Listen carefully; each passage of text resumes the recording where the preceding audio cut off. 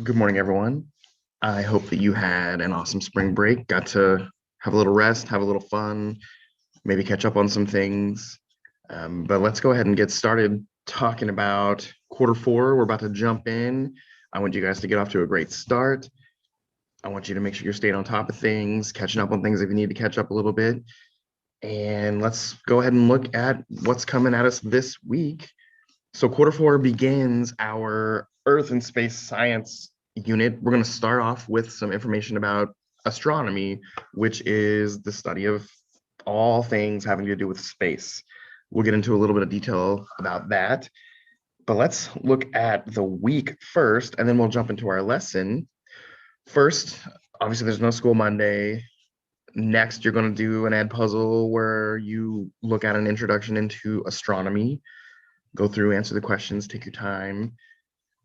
After that, you're going to have an astronomy vocabulary assignment. I want to make sure you know some of these words that we'll be using when we talk. So go in there, get that assignment done. Make sure you define the word, use it in a sentence, and also do an image search to throw an image of something that represents that word for you in there as well. Make sure you do all three parts. Definitions are just 1/3 of the grade, sentences are just 1/3 of the grade, and the picture is just 1/3 of the grade. So if you don't do all of it, you're going to miss some points for that. So make sure you're getting all the parts in there. If you need to, just use Google to find what the words mean and use Google to find your images. But the sentences should be your own sentence of you using that word in a sentence. And then the last assignment for the week is to create a Greek astronomer timeline and a modern astronomer timeline. And you're going to use all 10 of the astronomers that I'm about to mention in today's lesson. So you will need this video to know all of the guys that are going to be talked about in your timeline assignment. The assignment's going to be done on a Google Jamboard, and you're going to notice there's 3 pages. There's the instructions page, there's a page to put your Greek astronomer timeline, and a page to put your modern astronomer timeline. So again, you'll need this video. You'll have to kind of slow down or rewind possibly to look at the screen and look at what's being shown. But all of the astronomers mentioned are going to be in your timeline. So the Greek ones will go on the Greek timeline. The modern ones will go on the modern timeline. They will need to be placed in order by date. So you're going to need to make out your timeline, put the date, put the name of the astronomer from that date, and they got to be in order on the timeline.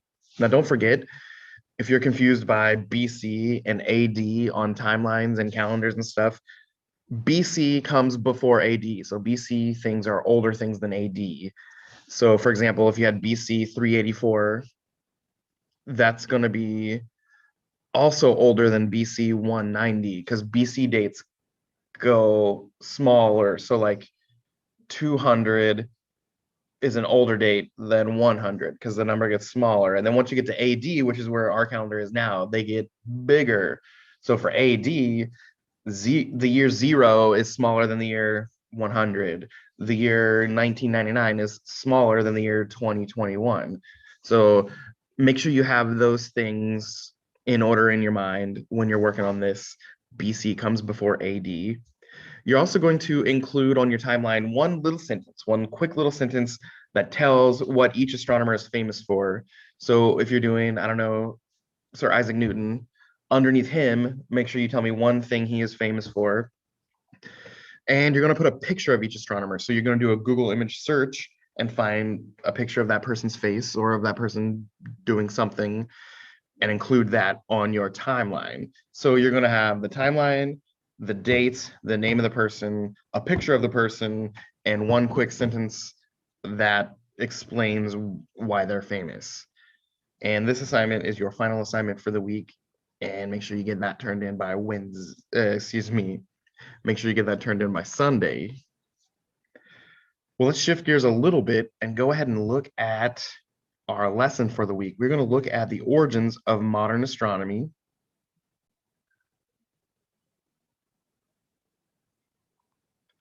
Okay, as I mentioned earlier, your timeline assignment and cough, cough, wink, wink, nudge, nudge. Here's everyone that needs to be on your timeline. Here's their names, the dates. They're even separated into Greek astronomers and modern astronomers. So this would be a good time to pause the video if you need it as a reference and get each of these into your timeline. Okay, so there are 5 important Greek astronomers and 5 important modern astronomers. The Greek astronomers were Aristotle.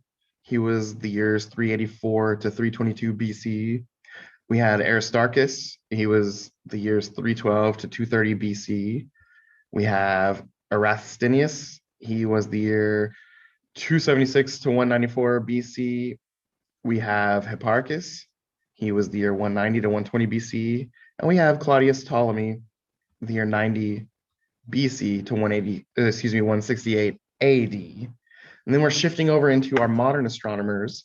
We had Nicolaus Copernicus, the year 1473 to the year 1543. We have Tycho Brahe, the years 1546 to 1601. We had Galileo Galilei, the years 1564 to 1641. We had Johannes Kepler, the year 1571 to 1630. And we have Sir Isaac Newton, which I'm sure you've all heard of this one, the year 1642 to 1727. Again, this is a great time to pause the video, get this information down for your timeline assignment. Let's go ahead and move forward here. So Earth is just one of the planets and many smaller bodies that orbit our sun. So we know that the sun is kind of the middle of our solar system, and everything orbits the sun. And Earth is just one of the many planets or smaller bodies that orbits the sun. Our sun is one of a much larger family of perhaps 400 billion stars that make up our galaxy, the Milky Way. And the Milky Way is just one of billions of galaxies. A few hundred years ago, scientists thought that the Earth was the center of the universe, but we now know that is not the case. Let's go ahead and look at this quick video to get a little bit more about that. How big is the universe? It is a question man has been asking since the beginning of time. To help us understand, let's take an imaginary tour through our universe. We are going to travel at the speed of light departing from our own star on a trip across the cosmos. Our imaginary journey begins at midnight on January the 1st. Let's assume we are traveling at a speed of 186,000 miles a second, the speed of light. We quickly pass the planet Mercury.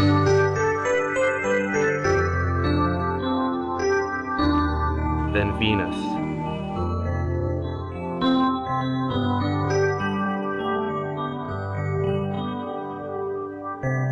And span the 93 million miles that separate the Earth from the Sun in just 8 minutes and 19 seconds.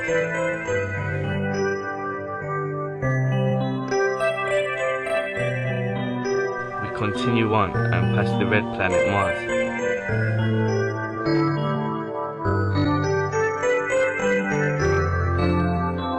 Then the gas giant planet Jupiter and its moons.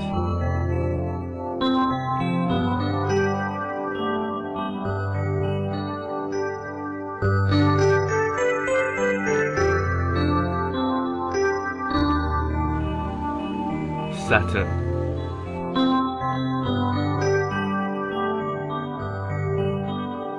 Uranus.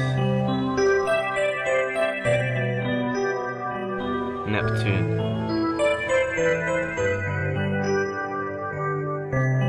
Finally, after 5 hours and 31 minutes, we pass Pluto. Our journey has taken us over 3.5 billion miles to the outer limits of our solar system, and it's still January the 1st. Now we travel in a direction perpendicular to our galaxy. Behind us, 8 planets and the Sun quickly vanish. The emptiness of space is broken only by the light of stars so distant they don't yet appear to move. A year passes, then 2 years, 3 years, 4 years. Finally, on April the 19th of the 5th year, we reach the star Alpha Centauri A, the closest star to our solar system. We have travelled more than 25 trillion miles, and our journey has scarcely begun. We are now 10 light years out from our Sun. Now 100 light years from the Sun. gas and nebula materials start to fill our view.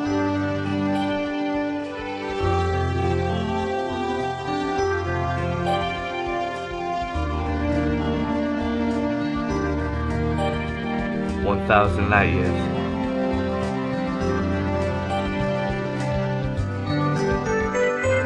The galaxy is now nearly in full view.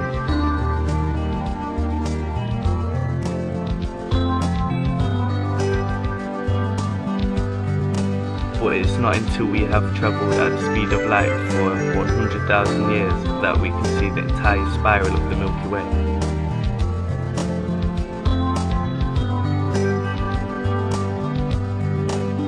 From here on, each point of light we see is no longer an individual star, but an entire galaxy.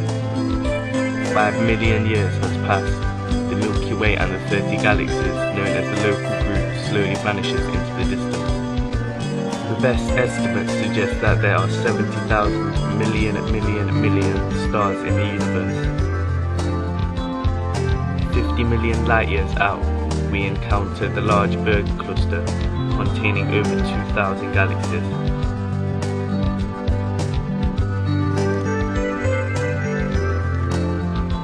And so on it goes, as our journey continues to take us deeper into the cosmos.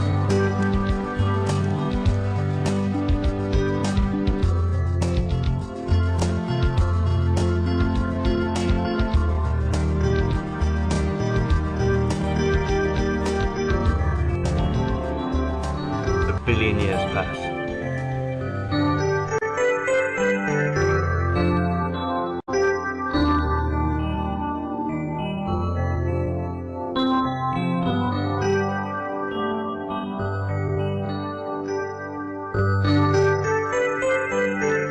$5 billion.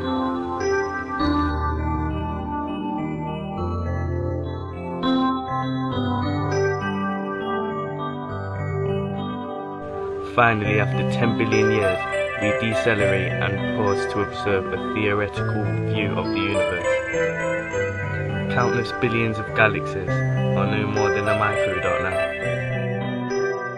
There are no words to describe how big the universe is. With countless stars and galaxies, we can only imagine what is out there. If you didn't believe in other life in the universe before watching this, I hope this video has changed your mind. Now, astronomy is the science that studies the universe. It deals with the properties of objects in space and the laws under which the universe operates. The golden age of early astronomy, as we call it, was 600 BC to AD 150 in Greece. So ancient Greeks did a lot of what we now know about astronomy. So we owe a lot to them for knowing this information. The early Greeks used philosophical arguments to explain natural events. The Greeks also used observational data as well as math, such as geometry and trigonometry. So from what they were able to look at and calculating angles and how far apart things were, they were able to figure out a lot of things. The first famous Greek astronomer that we're going to look at is Aristotle. Again, he was the year 384 to 322 BC. He was a famous Greek philosopher who concluded that Earth is round because it always casts a curved shadow on the moon when it passes between the sun and the moon. So that's what we now know as the phases of the moon. His belief that the Earth is round was largely abandoned in the Middle Ages. So that's where once that was abandoned, the whole flat earther thing began. But anyway, that's another discussion for another time. Next, we have Eratosthenes in the year 276 to 194 BC. He made the first successful attempt at establishing the size of Earth using geometry. So he used math and angles of things and figured out the size of the Earth. By observing the angles of the noonday sun in 2 Egyptian cities, he was able to calculate the circumference of the Earth. After that, we had Hipparchus, 190 BC to 120 BC. He was the greatest of all the early Greek astronomers. That's what most people considered him. He was known for his early star catalog, and he determined the location of 850 different stars. So he basically made a map of the stars, which many people used for navigation purposes and measurement purposes.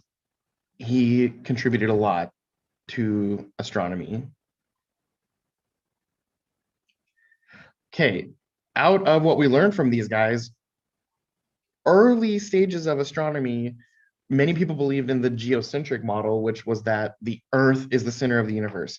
We now know that that's not the truth, but that's what the ancient Greeks believed. In the ancient Greeks' geocentric model, the moon, the sun, all the planets, Mercury, Venus, Mars, and Jupiter, which were the only ones they knew about, all these things orbited the Earth. So that's what a geocentric model is. Everything orbits the Earth. An orbit is the curved path of a celestial object or a spacecraft that moves around a star or a planet or a moon. But the geocentric model, basically what you need to know is that in this model, things orbit the Earth. We know that's not the case, but that's what that model tells us. Next, we're going to look at what's called a heliocentric model, which is where the sun is the center of the universe. In the heliocentric model, Earth and the other planets and all the other bodies in space orbit the sun. Now, we now know that this is the actual case. This is the actual model that is accurate. Aristarchus, from the years 312 to 230 BC, he was a Greek who first proposed the heliocentric model. He used math and discovered that the sun is larger than the Earth and more distant from the Earth than the moon. And even though he had these facts, he had everything mathematically put into place, the geocentric model still dominated most Western thought for 2,000 more years. People really like to think that they're the center of the universe, but that is not the case. The sun is. Okay, now let's look at these words here. When viewed from Earth, each planet, if watched at night, after night, after night, after night, it's going to move slightly eastward among the stars.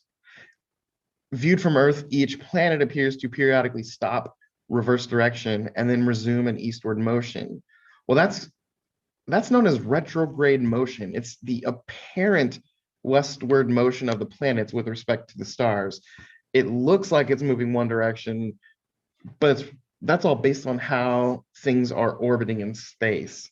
So retrograde motion is the apparent westward motion of planets with respect to the stars, even though we know they're moving at a particular direction, they appear to move westward. Okay, next we're going to look at the Ptolemaic system. We have Claudius Ptolemy from the year 90 AD to 168 AD. He presented a model of the universe called the Ptolemaic System. He used a geocentric model with the Earth at the center and attempted to predict the motion of the planets. His model went unchallenged for 13 centuries. That's a long time.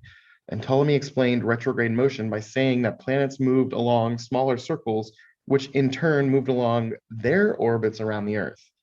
This explanation for retrograde motion was not correct. So the Ptolemaic system, is important to know what it is, but it's also important to know that it is incorrect. It is not true, no bueno, not good. Okay, so with modern astronomy, this kind of involved a break from previous philosophical and religious views. Scientists began to discover a universe governed by natural laws. We started to learn things about physics and gravity and the way things worked, and that changed the view of everything into what's known as truth today. So the first modern astronomer we're going to look at is Nicolaus Copernicus from 1473 to 1543. He's the first to conclude that Earth is a planet. He proposed a model of the solar system with the sun at the center, so a heliocentric model. And this was a huge break from the idea that Earth was motionless and at the center of the universe. It is not. Copernicus used circular orbits for his model of the solar system. Now there's a question here. Are the orbits in our solar system circles? They are not. They are actually ellipses, which are more oval shaped. And we'll look at that in a second. Next, we have Tycho Brahe from the years 1546 to 1601. He was Danish nobility. He built an observatory near Copenhagen, and he developed and used several instruments made of stone to make calculations. Brahe made precise observations about Mars And later in life, he found and was assisted by Johannes Kepler, who is also an important astronomer that we'll get into.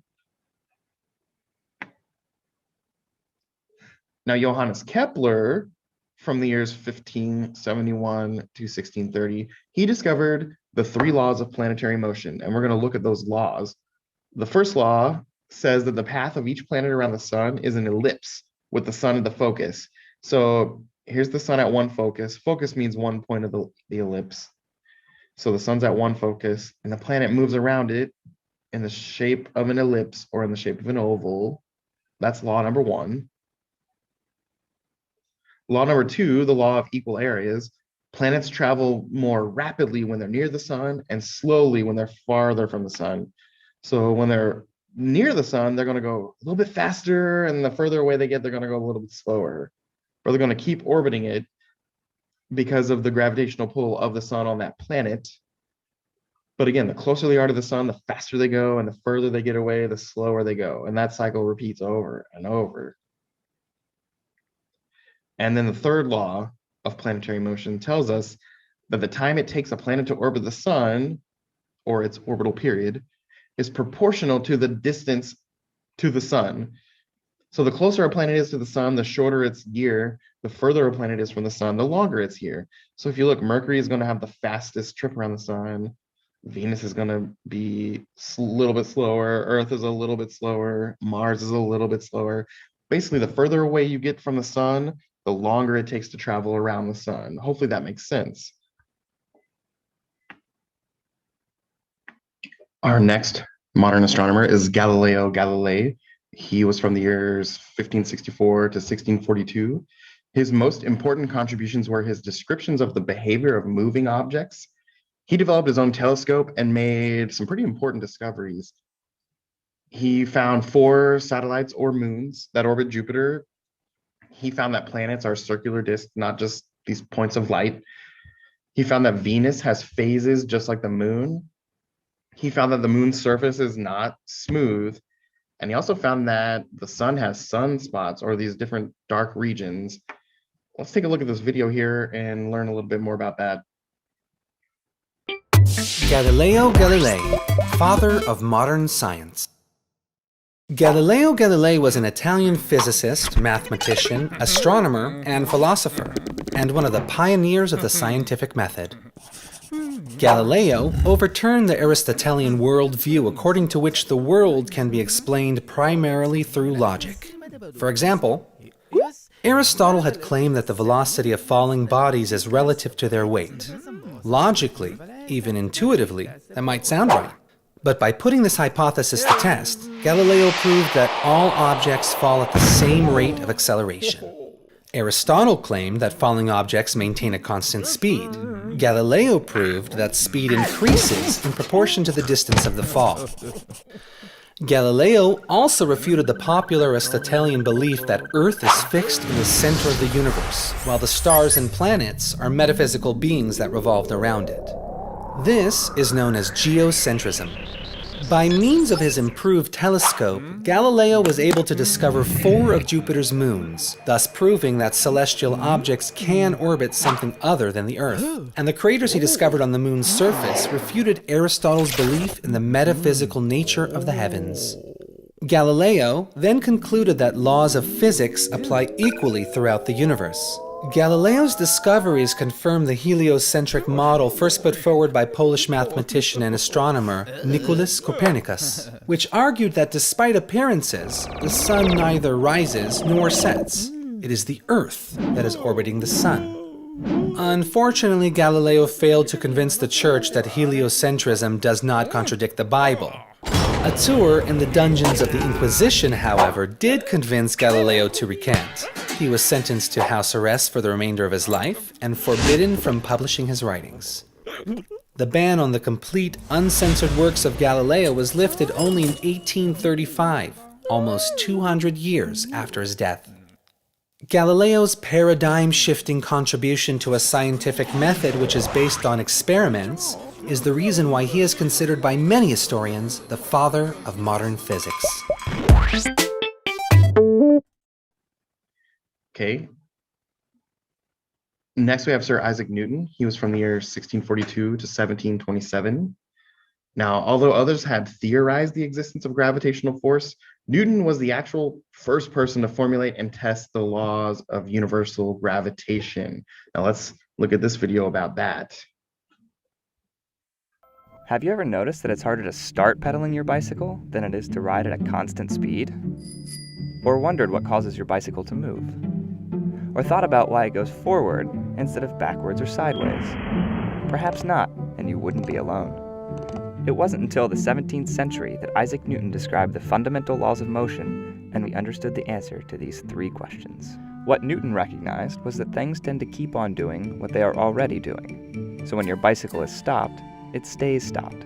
And when it is going, it stays going. Objects in motion tend to stay in motion, and objects at rest tend to stay at rest. That's Newton's first law. Physicists call it the law.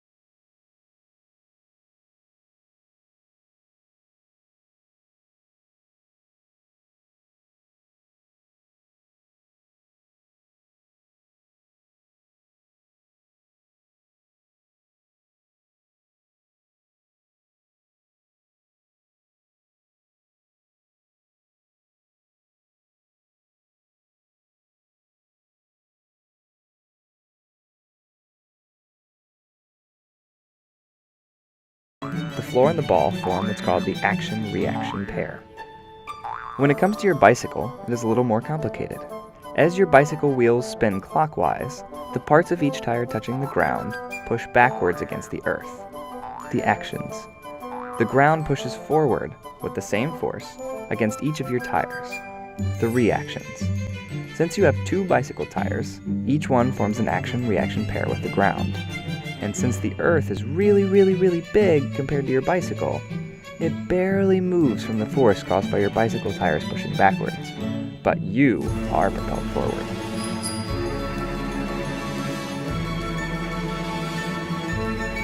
Now, universal gravitation, or gravity, tells us that gravitational force decreases with distance. And the greater the mass of an object, the greater its gravitational force. So bigger things have bigger gravity. Hopefully that makes sense. Weight is not the same as mass. Weight is the force of gravity acting upon an object. So mass is how much space you take up, how much actual particles and matter you are. Weight is how much the force of gravity acts upon your mass. So weight and mass are not the same.